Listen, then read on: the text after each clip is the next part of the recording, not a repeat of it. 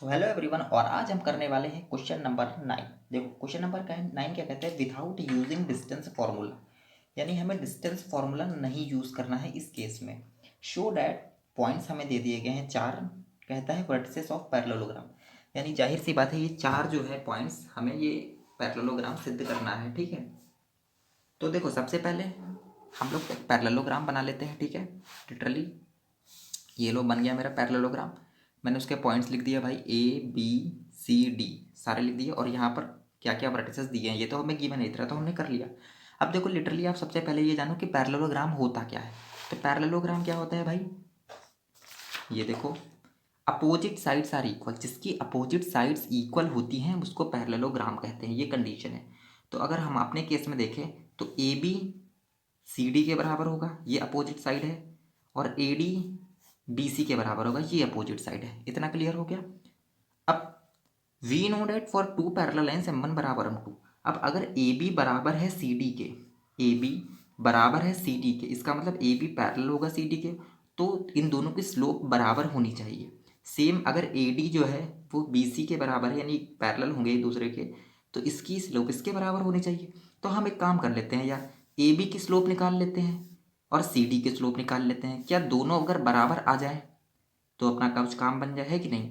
इसी तरह हम AD की स्लोप निकाल लेते हैं और BC की स्लोप निकाल लेते हैं, और देखते हैं क्या AD की स्लोप BC के बराबर आ रही है। अगर बराबर आ जाती हैं, AB की स्लोप अगर CD के बराबर आ जाए और AD की स्लोप अगर BC के बराबर आ जाए, तो हमारा काम बन जाएगा। यदि ये हमारा क्वाड्रिलेटरल सिद्ध हो जाएगा, वो सॉरी पैरेललोग्राम सिद्ध हो जाएगा, क्योंकि पैरेललोग्राम की जितनी भी कंडीशन है उसको फुलफिल कर लेंगे हम लोग। ठीक है, तो सबसे पहले चलो हम लोग AB की स्लोप निकालते हैं।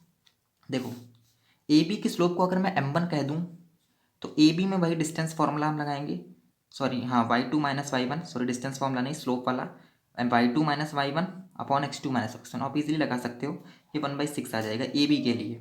अब AB के लिए निकाला है तो CD के लिए भी निकाल लें। तो देखो भाई CD के लिए भी निकाल लिया हमने, M2 कह दिया अगर हमने CD की स्लोप को, तो ये भी 1/6 आ गया। यानी AB की स्लोप CD की स्लोप के बराबर आ गई, यानी AB किसके बराबर हो गया, CD के बराबर हो गया। अब हम नेक्स्ट केस में क्या करेंगे, AD की स्लोप निकालो और BC की स्लोप निकालो, देखते हैं क्या ये भी बराबर आ रहे हैं।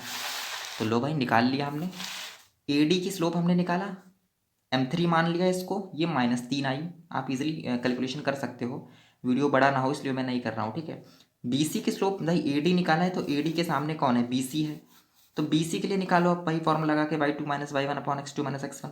तो ये भी -3 आ गई, तो AD किसके बराबर हो गया, BC के बराबर हो गया। और पैरेललोग्राम के लिए कंडीशन क्या होती है कि दोनों अपोजिट साइड्स बराबर होनी चाहिए। तो अपोजिट साइड्स भाई हमने वो बराबर कर दिया, यहाँ पर हमने AB बराबर कर दिया CD के, यहाँ हमने AD बराबर कर दिया BC के, दस ABCD इज अ पैरेललोग्राम। ये प्रूव हो गया। यहाँ पर आप वर्टिसेस भी लिख देना क्योंकि ABCD आपको नहीं दिया है।